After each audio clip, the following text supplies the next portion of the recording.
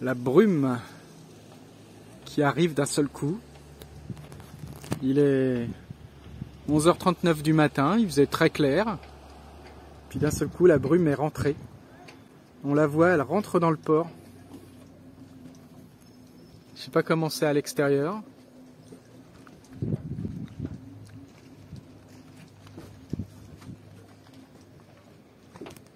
C'est assez impressionnant, cette brume. C'était parfaitement clair à 10h, quand j'ai été faire les courses. Et là, on voit à peine la capitainerie qui est là-bas.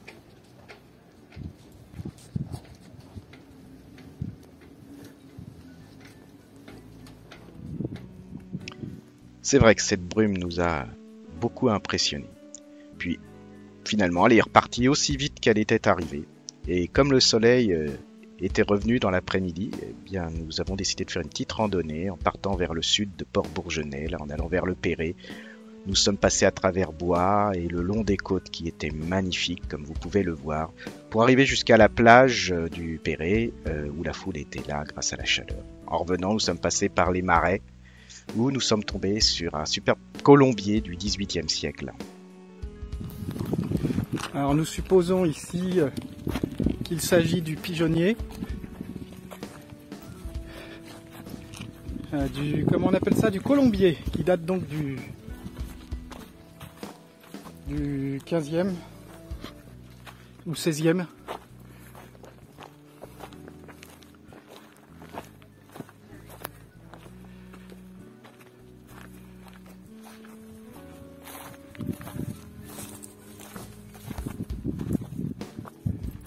C'est ça.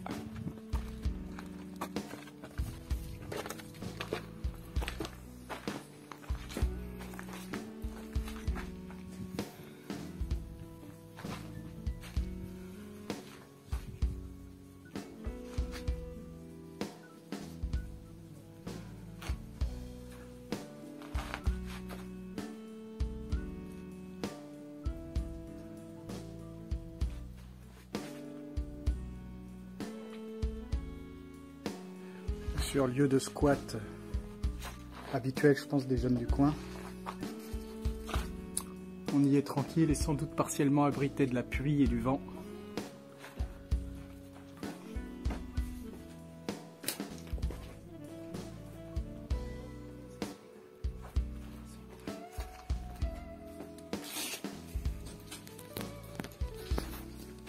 L'extérieur, il y a plein de trucs qui sont fermés, j'imagine qu'il y avait des ouvertures. Et donc là, on arrive devant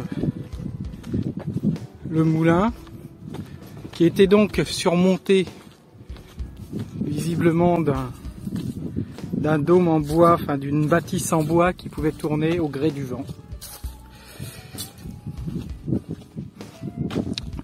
Et donc l'eau du Perret, pour ceux qui sont en bateau à moteur, on peut y mouiller encore aujourd'hui.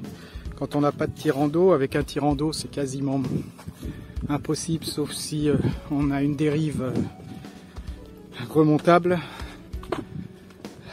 Voilà, peut-être avec un petit cata aussi, ça doit être jouable. Et donc voilà ce qui reste du moulin.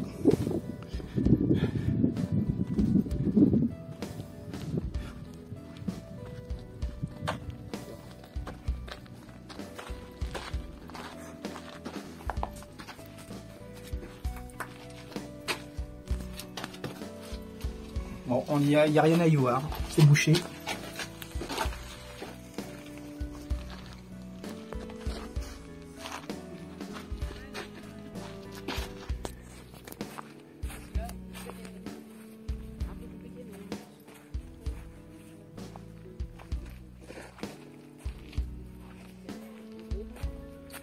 Voilà, si on veut en savoir plus.